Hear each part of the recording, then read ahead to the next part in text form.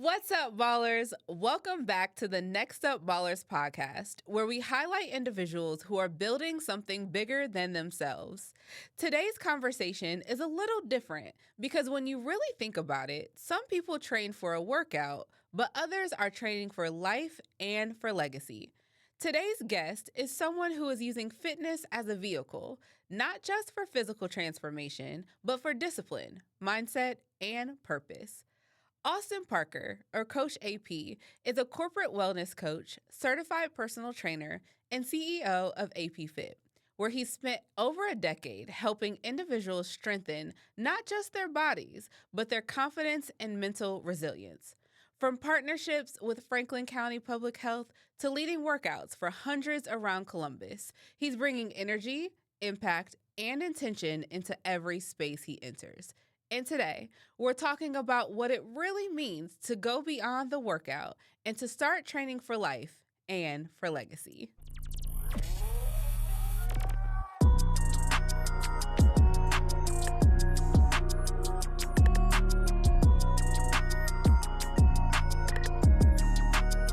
All right, AP, hi. Hello. How are you? I'm doing amazing. How are you? Good. Welcome to the show. Yes, Welcome yes. to the show. Super excited. Good. I am happy to have you. Yes, yes. And I know you well, but I'm excited to get to know you more as sure. the listeners and watchers also get to know a little bit about you and all the amazing things that you've started, are a part of, all of that. Yes. So we're going to get ready to hop into it. We heard the intro, but now we're going to hop into the questions. Let's You do ready? it. Let's do it. Let's All make it right, happen. cool. Awesome. All right, so the first question I like to start off with a lot of our guests on the show is, what does legacy even mean to you? So it's a legacy podcast. Yeah. We are talking about how we are actively building our legacy. Have you thought about it? And if so, what does that even mean to you? For sure. Legacy, it seems like a very big word to me. So sometimes I used to avoid it a little bit. But right now, in the present, I would say my legacy would be geared towards generational health. Okay. And when I hear legacy, that's what I think of. Like, what mark have I already left and what can I continue to leave for my family and those who are around me? And for me, it's just like passing down those principles that I've learned through information, through trial and error, through working with clients. So for me, when I think about legacy, like, what can I leave? Just that love for health, that want to better yourself and help others along the way. So my big thought would be generational health to start off when it says legacy. All right, perfect. Yeah. At the time of this podcast, before you, we had another healthcare person who was in healthcare, and it's just really beautiful for just how that I didn't plan that at all. Yeah, perfect timing. But very similar to her. It's just helping people understanding that your health is wealth, right? For sure. That it is how very important it is. Yeah. Absolutely. Okay, so before all of this, because we'll get more into APFit and all of that, but before APFit, before the crowds and the workouts and the affirmations and all of that, who was Austin growing up? For sure. I've heard from a lot of babysitters that I was kind of wild. Okay. Like I was kind of a trouble. I'm not even surprised by that. I don't know why you are, but it's like I heard I was a little bit of a troublemaker. I loved music. Grew up in the church, so I played the drums, sang in the praise team, had a real high voice back in the day. And I loved basketball. So I was an athlete, super competitive. Okay. So if I was not on the basketball court, I would be at church, Sunday morning, Wednesday night, Sunday night, Tuesdays, rehearsals, all that. So for me, childhood and growing up was a lot about, the competitive nature of me playing sports, but then also a lot of music in the church, a lot of getting to know people, a lot of, since my dad was a pastor, I won't say like customer service, but a lot of like talking to people well, building rapport, different things like that. So a lot of training in both of those fields. And I think it really kind of added to some duality that I do have. Yeah. Okay. Yeah. It actually is a great leg up for the next question I have for you. Yeah. And I think both of those will play out as we continue. Yeah. But the next question I had, so as you mentioned, your father is a pastor. As you mentioned, your father is a pastor. You grew up in faith. And it was like that, not only at church, but at home. Yeah. What did the environment teach you about discipline, responsibility, and identity early on? Wow. It was all about discipline. My dad was definitely pretty strict, pretty to the books. And I think the growing up in the church environment, it showed me that my identity was in something higher than me, and that humility is definitely important, and sacrifice. When we grew up, like, my dad would house people in our like guest rooms. Like, so we would have people coming in who were on hard times. They would stay sometimes a couple weeks, sometimes a month or two. He was always taking people in. He would always be giving out money to people who were in need. So it told me definitely strict discipline, but there was empathy coded in there as well. So yeah, it was definitely a training ground for, here are the rules. Here's the parameters that you have to play in, but also in that I felt a lot of the love and a lot of the compassion, especially from my parents in that area. Yeah, so it was kind of one of the two, like a good blend for sure. Okay. Yeah. How was that? So you mentioned that a lot of babysitters said you were just kind of like rambunctious. Yeah. So how was the discipline? Man. Like, what did that look like? That balance between like you just, or was there a balance? Were you always in trouble? Like, how did that? Yeah, play out for you? I would say being the youngest, I kind of skated around a little bit. I kind of found the rules of the children kill me. Listen, I kind of found the rules of the family and different things, and my parents honestly got a little looser when it was time for me. So I definitely got in trouble, but less and less once I kind of learned how to maneuver, and then kind of use those. Like, a lot of it was just talking, a lot out of turn. It was very high energy or little pranks, but kind of maturing a little bit and realizing like time and place, you know what I'm saying? Different things like that. But the discipline was definitely old school. We got that belt, unfortunately, for better or for worse. I know it's controversial, Yes, it but, is. I came out pretty good. So, for better or for worse, we definitely got that belt. We definitely did, for sure. So growing up in that type of household, sometimes you feel the pressure to become a certain type of person. Did you feel that pressure? And if so, what did you feel as though you had to become when you just kind of being groomed in that type of environment? Yeah, that's a great question. My like great grandfather's a pastor, great grandfather's a pastor, dad's a pastor. Oh, wow. Uncles are like all pastors. So it was definitely like, this is kind of the path. So I never saw that in my future as much. I definitely saw ministry of some sort in my future, but there was a lot of pressure growing up, even like just being transparent, like having, when I came back from college, going to someone else's church that wasn't my dad's, that was a huge thing, even though I was like 20 something at the time, not participating in certain denominational ties or different things, or being outspoken about why I'm not, you know what I'm saying? So there was a lot of different things in that regard that kind of felt like pressure. My parents were always great, but there was always kind of a view on us, kind of a spotlight a little bit on us. And I would say it still bothers me a little bit to this day, but I think I've graduated to not care like at all that much, because I know that like relationship with God isn't something that has to do with anybody else who's watching. It's a very personal experience. And ministry can also look so much different than the traditional thing.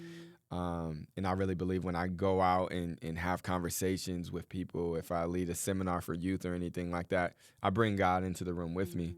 So, the Bible says, go out into the world and preach the gospel. So I feel like anytime I'm facilitating, I bring that with me. So that's why I feel like the pressure's gone, because it's not like I've given up on the faith.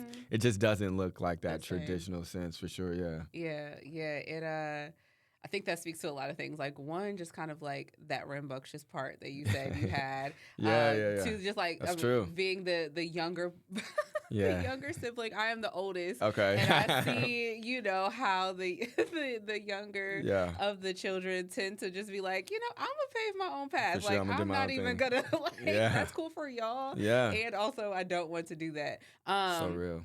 But then, too, it also speaks to when it's in you. It doesn't matter what you do. Wow. It's going to come out, That's right? real. And That's it has come out in everything, even just, us speaking here for the past few minutes. Like, it's embedded in you. Wow. And, when you think about being raised in the church, and a lot of parents are just like, teach a child in ways to go, and when they're older, they shall not depart. That doesn't mean that they're going to depart if they decide to do anything else. It just means they're not going to depart from what you taught them. Wow, the teachings. And, the teachings they're there. You were groomed in that environment. So they're definitely embedded in the fabric of who you are. Yeah, no, that's real.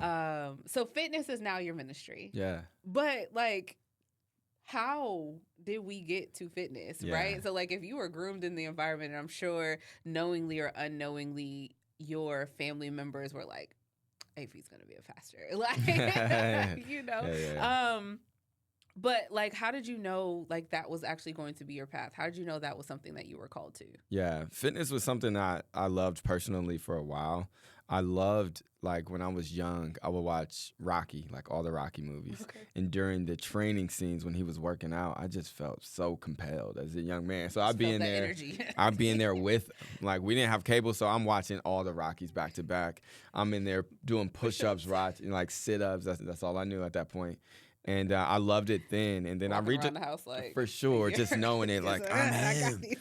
My first little muscle, you just couldn't tell me anything. I'm like, yeah, this is working. So I that was always a thing. And then I loved I played basketball. I played at the collegiate level. And during the trainings, a lot of people hated it. They just wanted to play. But I felt very, very fired up during those 5 a.m. trainings. It's funny that I do the same thing now. I lead them now. But I always felt very, very fired up in the process and the preparation. So I loved it then. When I got a good relationship with the strength and conditioning coach at my university, and then I took an internship there. So I was helping. Where did you go? Ohio Valley University. Okay. Yeah. Fighting Scots. Go Scots, man. We're actually not a... Know nothing about this university. Yeah, so thank you for sharing that. Not many do. I'll put you on. Parkersburg, West Virginia. Okay. Division II school out there. Parkersburg, though. Yeah. It's a Christian school out there, 20, 30 minutes away from Marietta, Ohio. Yeah, so I went there, got close with the strength and conditioning coach, and we formed a relationship. I started doing a internship there. And then from then on, after I graduated college, I went in and I started working at Nationwide Insurance as a claims adjuster. It was a cool job out of college. Is it? It was high volume. Okay. Very high volume. So it taught me how to work very, very early. Okay. It was decent, pretty good pay, but the turnover was crazy. Yeah, I'm sure. Yeah. If you could stay on, they would, your job would get a little more cushion. I think that's a lot of places, but it was high volume. So I was doing personal training on the side. I was training my brother-in-law at the time, and he was pre-diabetic. He was overweight, and we just started meeting at Planet Fitness. I helped him clean his eating a little bit, and we just started working out. And I was documenting that early on Facebook that he had a transformation. Then more people started reaching out organically. So then I started a boot camp at my dad's church. Okay. And we were, it started small. We were just in the chapel side of the church. And then from then on, it just kind of grew. I kept working in corporate on the side, but I always kept building APFit. So look at that. You still made it back to the church. Still made it back. Everything. We're going back to Calvary. Every question, for sure. So, I do like that a part of your journey is you mentioning that this was just something on the side. This was just something that organically grew and not something that you intentionally cultivated from the start. Yeah.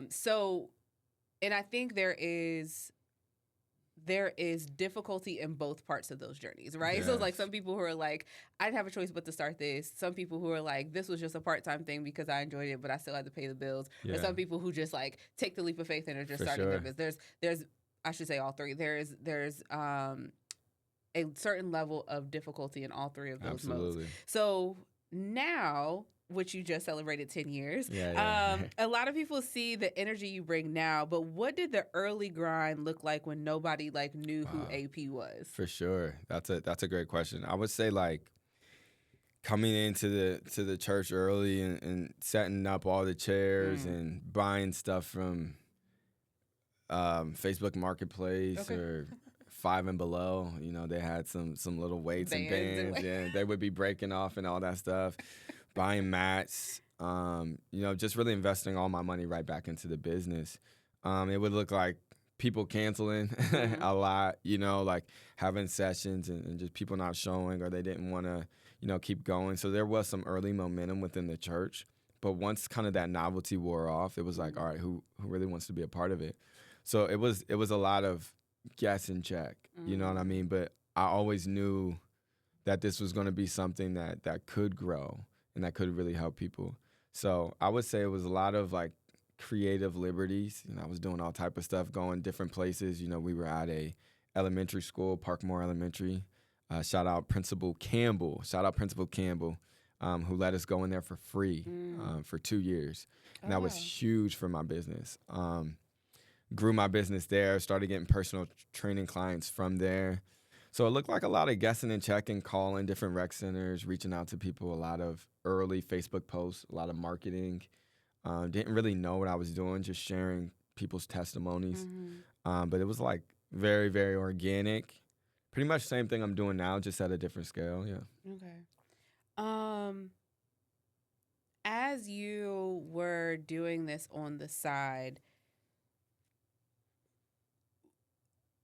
and like people were coming and going and being committed and not being committed.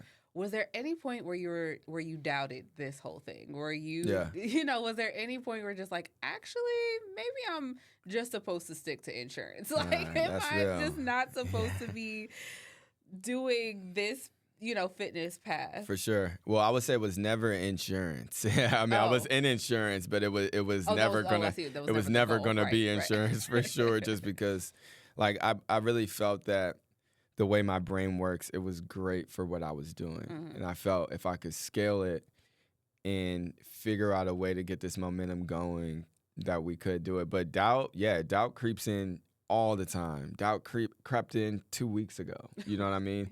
But it's just because I think as a high achiever and an ex-athlete, the mark for myself is high. And sometimes it's hard to celebrate and look around at what you've done or the impact that you've made. You know, sometimes the why can get lost in numbers, money, accolades, different things like that.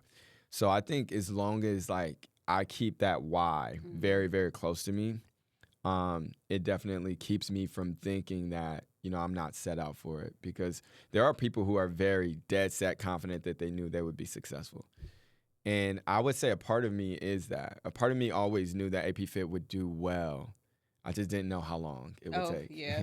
And I didn't know if it would be worth it. Because I'm like, after all of this, is it worth it? You know what I'm saying? So I think that's a big question that a lot of entrepreneurs have to answer for themselves, because it's going to take a lot. It's going to take a lot. So at the end of the day, you got to see, is this sacrifice worth taking or not, you know? Yeah. Outside of keeping the why at the forefront of your mouth, what else does that internal dialogue look like for you? Man, prayer. Yeah. Prayer and affirmation. And just remembering, now I've been prophesied to a lot about this. A lot of people have invested a lot into me, you know, and poured a lot into me. And I always remember the people that I have helped on their journey. So it's a lot of prayer, and it's a lot of, you know, just asking for guidance when I feel like I'm in a rough patch.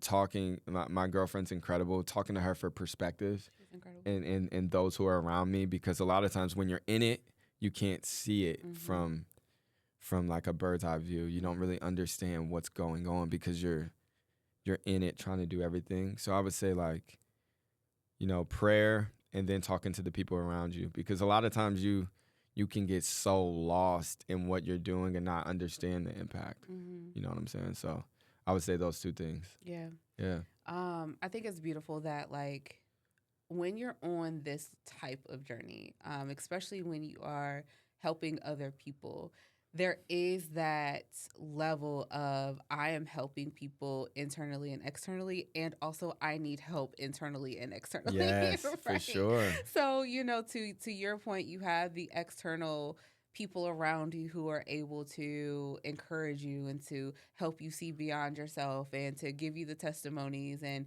to give you those affirmations. Yeah. And then internally is, yes, you understand the struggle, but you have to keep at the forefront the why. You have to Yes. understand that like you have seen the future, of Mm, what God wants to have for for you, and sure.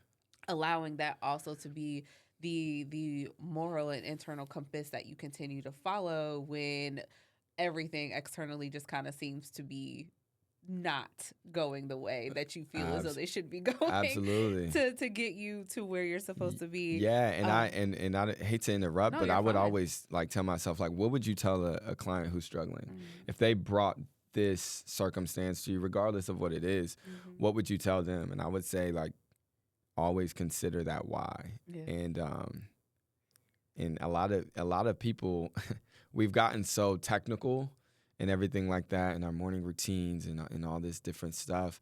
A lot of this takes like flat out work. And I Mhm. think we lost kind of that once we got a little more new aged. A lot of things are easy. People are using AI to do everything, chat GPT, and it feels like a shortcut. But at the end of the day, your business or your thing Mhm. is going to take some grit. It's going to take Mhm. some real work. Yeah. And that can't be lost Yeah. as well. Yeah.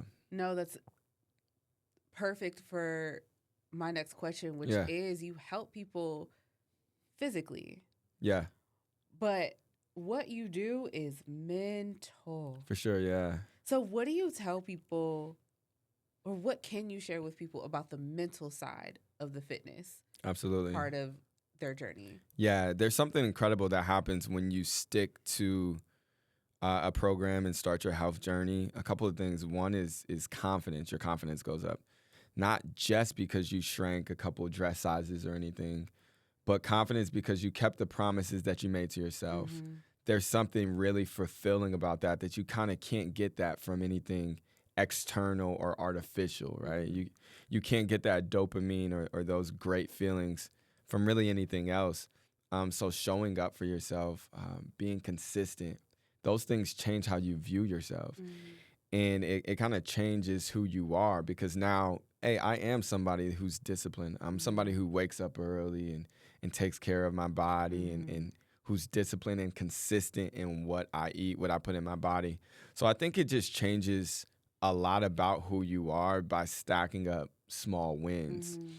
And then like obviously the exercise science about it, when dopamine and is released into your system and you get that happy feeling when you're working out. You leave a workout always feeling way better than you came in. Absolutely. Like and you definitely know about that. So also building community. Mm-hmm. The majority of my groups, about 80% of my groups are groups and not one-on-one. Mm-hmm. And I've noticed because of retention and accountability, a lot of times in a group or a small group, it's very, very strong. Mm-hmm. They start, making friends within that group, holding each other accountable for sure. You guys are texting outside of even me being there. Mm-hmm. So putting somebody in a great community, changing their physical body and their habits, changing the way they eat, that can have a long-term impact on someone for sure. Yeah, and on that mental health, right? I think that you mentioned so many good things in that answer, and that is, like the mental side of like understanding the why. And then what happens when you keep the why at the forefront of your mind, then you start seeing the physical. Yeah. But also when you stay consistent in seeing the physical, then you also realize all the other external things that are happening, which is the community, which is, then allowed you to like be in there because now it's accountability. It is, being able to form those relationships. Because of APFit, I have great friends. That's awesome. And it is the transformation that is all intertwined, right? Yeah, Like it's all in there. because you are, showing up physically, then it's the mental, and because you're showing up mentally and emotionally, then it's the social, and because you're showing up socially, then you start seeing more physical results in, right? So it's just Yeah. all just weaving in and For out of each sure. other. And it's that, and it's just that Yep. push start, and everything else kind of starts coming together. Yeah. And hopefully that happens with people. Yep. For sure. And I tell people all the time, the hardest part of working out is getting out the bed and going to the gym. Yes. Getting there. Like Yes. once you're there, 100%. once you're there, you've done literally it all. almost all the hard work. Yeah. Like even if all you do is walk on the treadmill, For even sure. if all you do is like a quick 30 minutes or whatever the case may be, like literally, and that is the mental part of it. Showing up. It's showing up. Showing up. And that's just in life as well. Mm-hmm. A lot of times we wake up and we like dread something that we have to do, right? And that's just not like because we dread our lives. And some people do. But that's just natural resistance. Yep. And that natural resistance is always going to hit a lot of us, especially if you wake up in the morning. But you never regret showing up. When you show up and you show out and you have a great workout, great sweat with the friends and music's blasting, you got some pre-workout or maybe just drinking water, whatever you got going on. I wish I was that. Definitely pre-workout girl. Okay. Yeah. You know what I'm saying? So whatever you got going on, but it just, there's no feeling like it. Yeah. But if you're able to overcome that obstacle of showing up, that's more than half the battle for sure. No, that's good. Yeah. You have the privilege of training a diverse amount of people. Yeah. I want to ask you this because this is something that I don't hear talked about often. So a lot of men specifically use fitness as an outlet. Yes. Which is very healthy. And great. Continue to do that. Yeah. Some men also use fitness as a mask. Yes. So have you ever confronted this for yourself? Yes. And or with other men? And if so, like, how do you balance the showing up physically, like, strong in the gym, while also being like, I have to do this to preserve or prove that I am masculine? That's very good.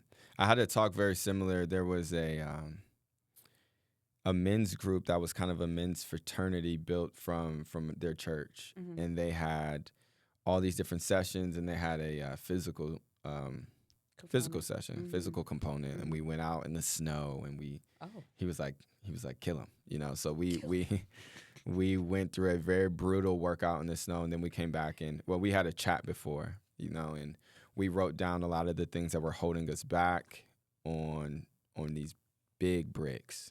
We put them in our backpack for the workout as well. One of the things that I touched on is, and I want to touch on the masculine part later, but there's been times in my life where I had a lot going on that I needed done.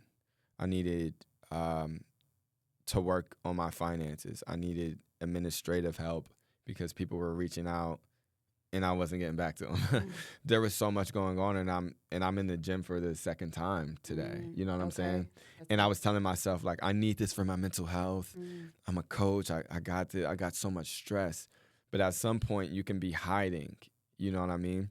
Fitness is always and should always be a priority in your life. There's going to be times where it's not number one in your life. There's going to be times where your relationships or your career or something else has to kind of be 1A, 1B, or even 2, just because you have to keep the main thing the main thing. And for me, working out is fun. I love going to the gym. So it's not a huge thing of resistance. If I just keep going in the gym, anytime I'm stressed, I'm going to go for a walk. Anytime something bad happens, I'm going to go for a run. And instead of like really addressing what's going on, yes, fitness can be used as therapy, but therapy should be used as therapy. You know what I'm saying? Like, free the people, I think. You know what I'm saying? Like, so talking to somebody and then, you know, solving these unresolved things instead of just kind of like doing what's easy to you. Like, so if you're somebody who going to the gym is easy for, and it's just kind of in your routine, working out all day instead of solving those problems isn't going to help. And for the masculinity, I see a lot of times when men come to our group sessions or they don't come to the group sessions, is for a couple of reasons. One, when they come, they feel like they have to do They have to Ever outdo perfect. all Oh. the women. They feel like I gotta go heavier. I gotta run faster. Oh, They have wow. no idea that there's women like you who are in these classes who are very strong, who have been doing this for years, who can run all day and not get tired. And this is your first class since high school football. You know what I'm saying? So there's a pride issue that we wrestle with as men. Like, I should be so strong. Like, and now I'm in this class fighting for my life. You know what I'm saying? And Because the AP class is not easy. Let's just, we're gonna it's work. fun, but it's difficult. we're definitely gonna work. So I think the pride into one, taking leadership from someone else, if that's not your area of expertise.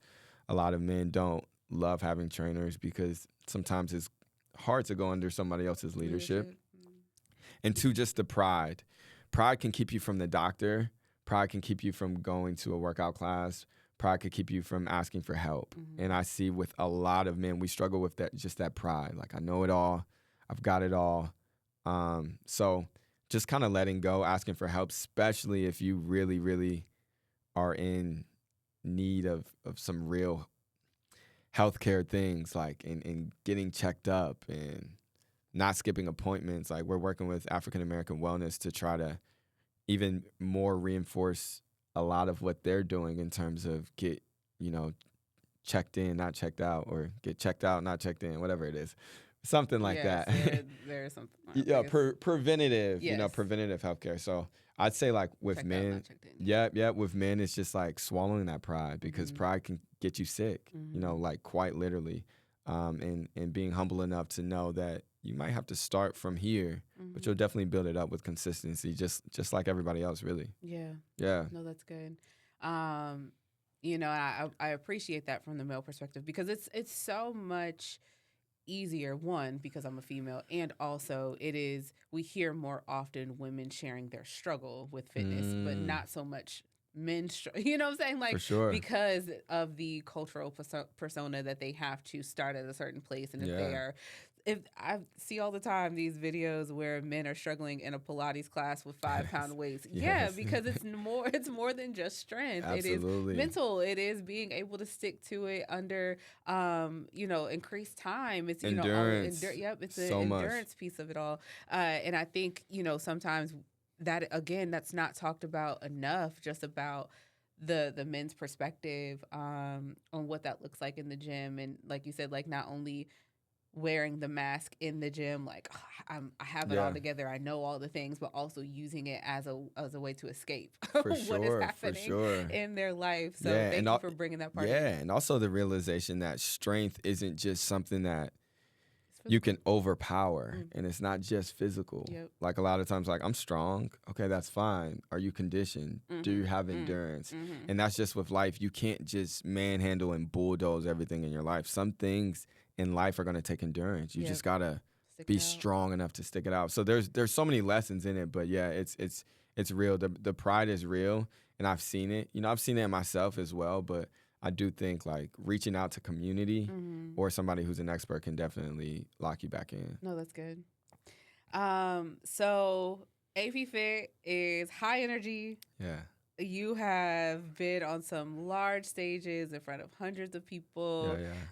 People, like, come back because of the attractiveness and I will say even the intensity of the workout, right? It is intense, and also it is very fun because of the energy that is just surrounding it. Thank you. But who is Austin when the room is quiet? Yeah. Who's Austin when the room's quiet?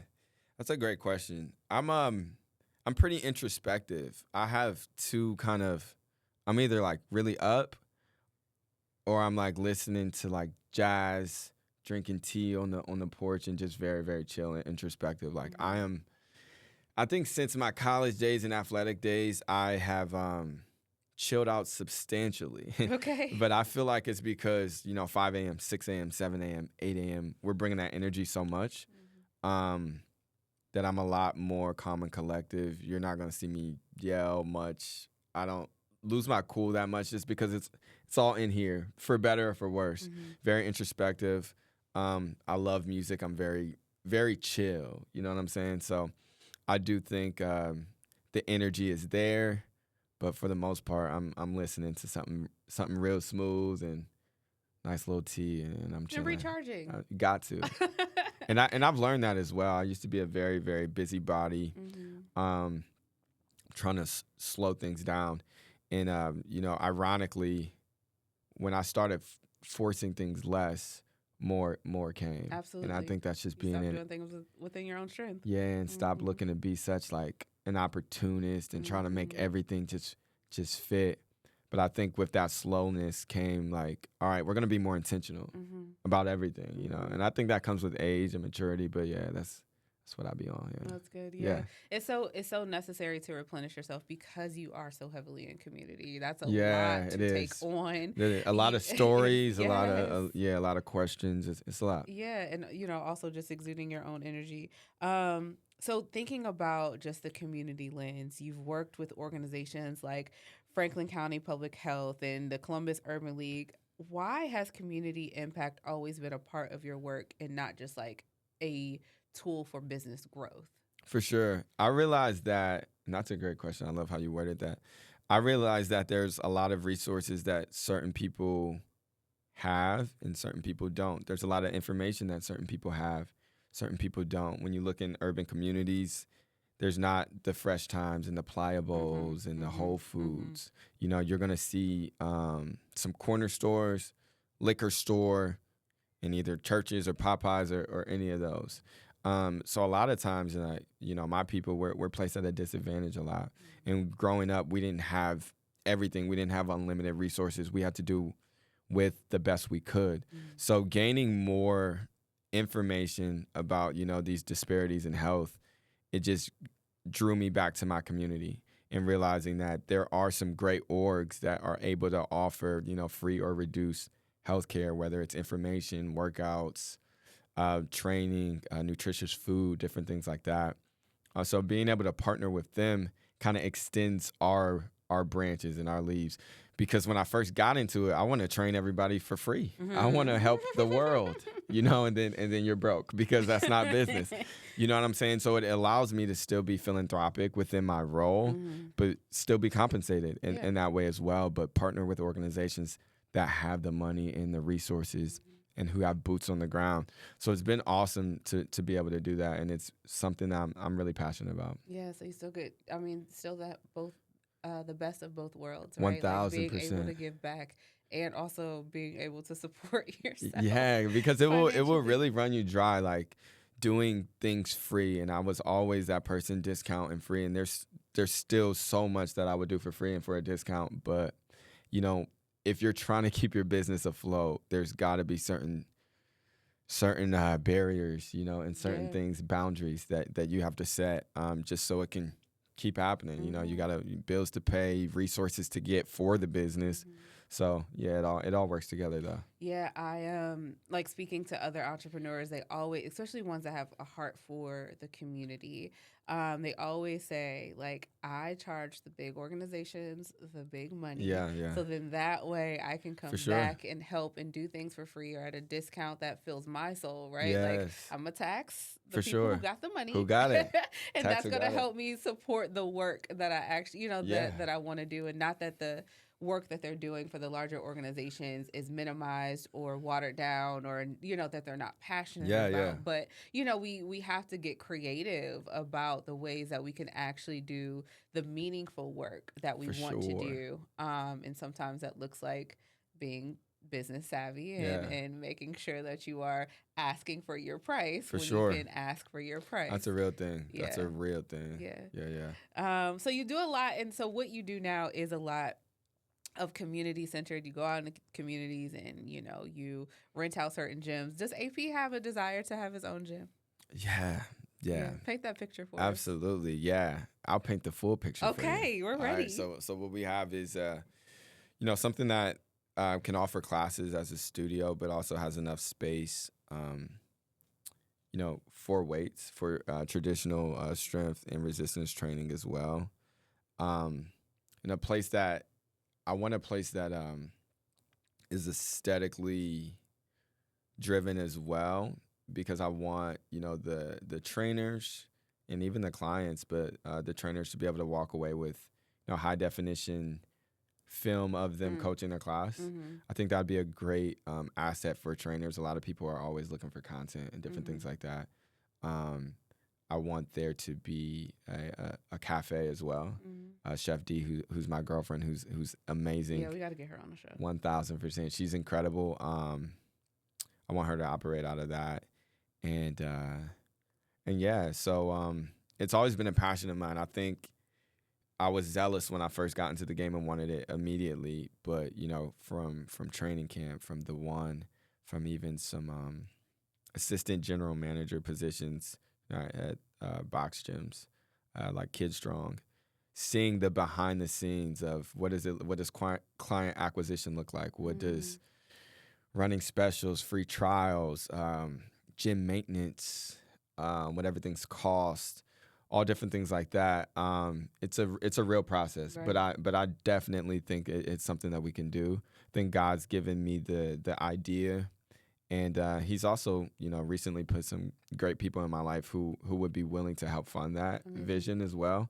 So I really am. We're in 2026. I really am looking to get those developments going in near the fall. Okay. We've been to different gyms. You know, I've operated as a personal trainer for a while.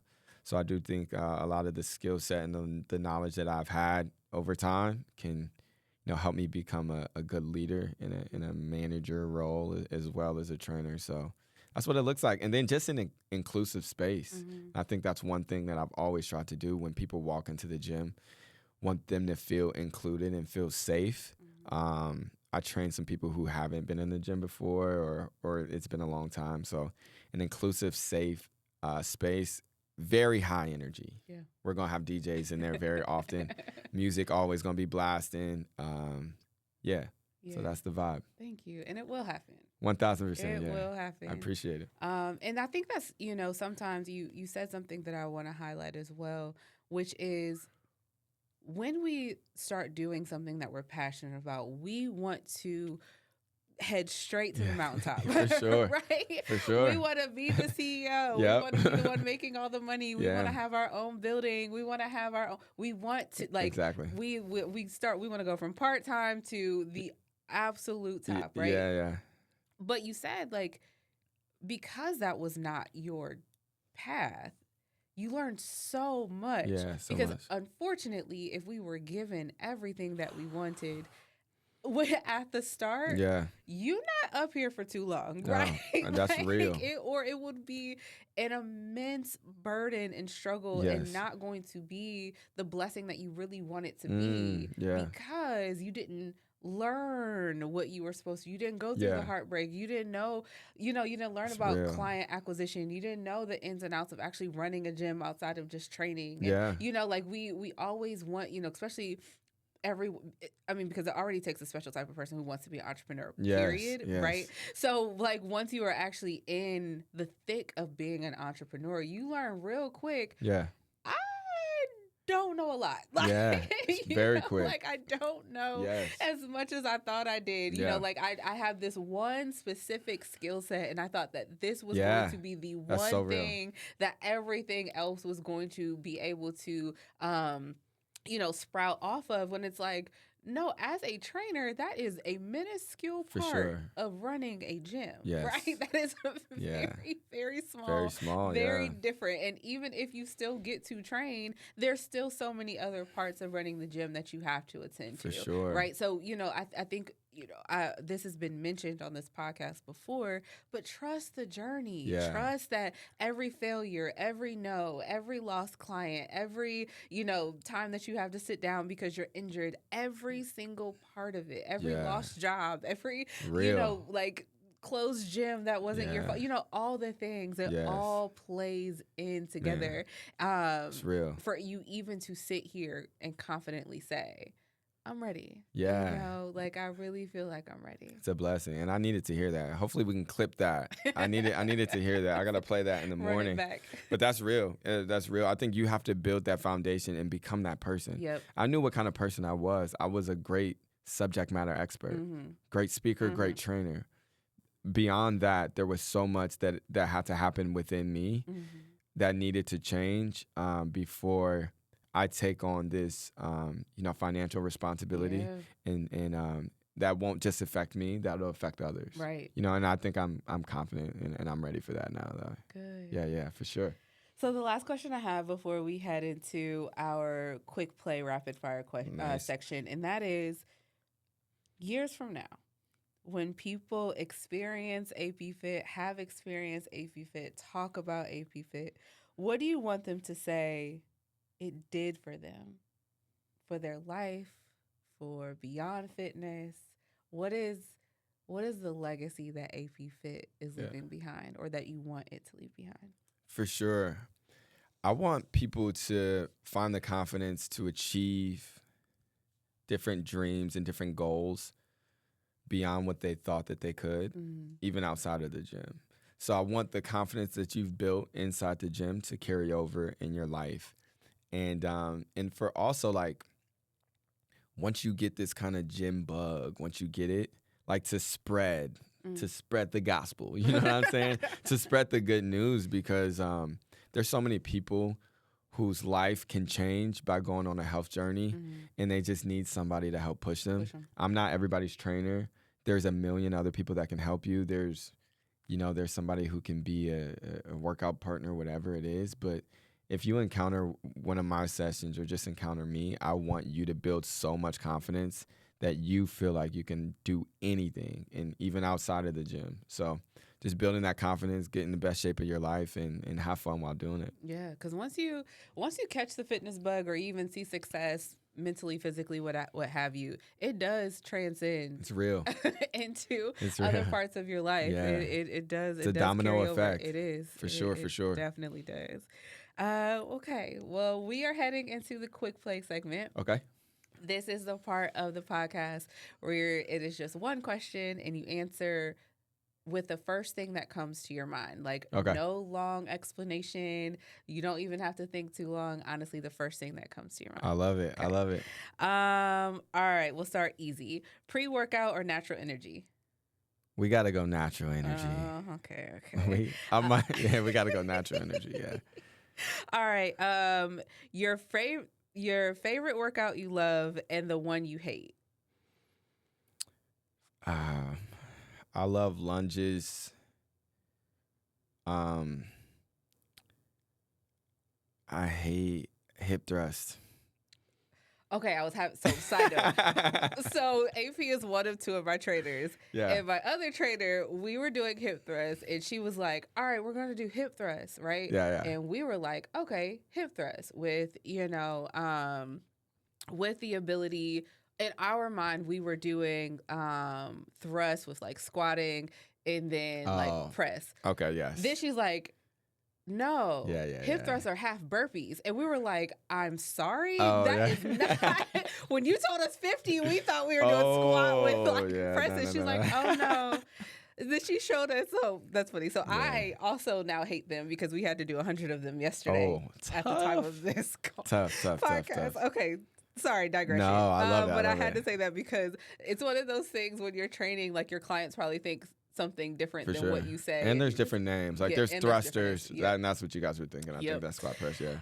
Okay. Early morning workouts or late night sessions? I got to go early. Okay. There's less distractions and less things that can, take you away from it. So I'm going to go early. No explaining. Yes. Oh, sorry. You're right. No, you did good, though. No, that's good. All right. So what's one thing people need to stop doing in the gym immediately? Waist trainers. Really? Okay, I'll ask that later. Dang. Okay. Sorry. One song that always gets you hype. Anything Kanye West? Okay. Bad time to say. Okay. But we're going to pray for our brother. Yeah. And then one habit every man should build. Man, take creatine. Along with, obviously, your health journey, but creatine. Okay. Yeah. All right. Okay, so every guest who comes onto the show must leave our listeners with one challenge that they can actively put into practice the minute they start or stop listening to this episode. So what is one challenge you have for our listeners and watchers? I would say daily walks. The populations with the best health metrics are in places where people walk the most, not the people that do the most HIIT classes, or not the people that, work do CrossFit the most, but the people who literally walk the most. So daily walking is incredible for fat loss. It's incredible for your mental health as well. And that's kind of why I say it. So it's time alone by yourself. You can throw on some music, a podcast, or just listen to nature, you know what I'm saying, and just vibe out. But it's just kind of designated time for you that's very low impact. It's helping your mental health, your physical health. It's 100% free, and it doesn't take much effort. So I'd say 30 minutes if you have it to walk, especially now that it's nice, every single day. And it can really, really changed a lot about my mental health. For a while, I was in a rough spot, and those walks did a lot for me. It was something I look forward to. So I would say daily walks, and then do something hard, once a week. Even if it's something you don't normally do, physically do something hard once a week. Okay. Yeah. And I'll let that dissertation slide since that was the last question. No, it's okay. I can't help myself. I know. Most guests can't, especially if it's in you. All right. So, thank you. Absolutely. Tell the people where they can find you. Yeah, on all social media platforms, _APFIT. And you can email getapfitness@gmail for any events, speaking, or just training in general. Yeah, absolutely. Thank you, AP. Thank you. Thank you for having me. Good. I really think that the listeners have a lot to chew on after this episode, because we just navigated all different aspects, right? From fitness to mental health to entrepreneurship, right? So thank you. This was really robust. Absolutely. And we cannot close this episode out without doing the affirmation. Oh, I love it. Can we lead? Yeah. You go ahead and do it, and I will. You're going to repeat after? All right. You guys repeat after me. Yes. Wherever you guys are from. All right. So we first start, we say, I'm a winner. I'm a winner. Not a loser. Not a loser. Say, I'm the head. I'm the head. Not the tail. Not the tail. I am a lender. I'm a lender. Not a borrower. Not a borrower. Say my family. My family is blessed. Is blessed. Say my friends. My friends. They are blessed. They are blessed. Say my money. My money. Is blessed. Is blessed. Say no dream. No dream. It's too big. It's too big. Say no goal. No goal. It's unachievable. It's unachievable. Go ahead, point to yourself and say, I can. Do anything. Do anything. Point to somebody and say, you can. You can. Do anything. Do anything. And we say, we can. We can. Do anything. Do anything. We got it, just like that. All right. I love it. Thank you, sir. Absolutely. This was great. Thank you. Appreciate it. What an amazing conversation we just had with Coach AP, and I hope that you feel incredibly inspired by that affirmation. Throughout this conversation, Coach AP reminded us that fitness isn't just about how you look, it's about how you live.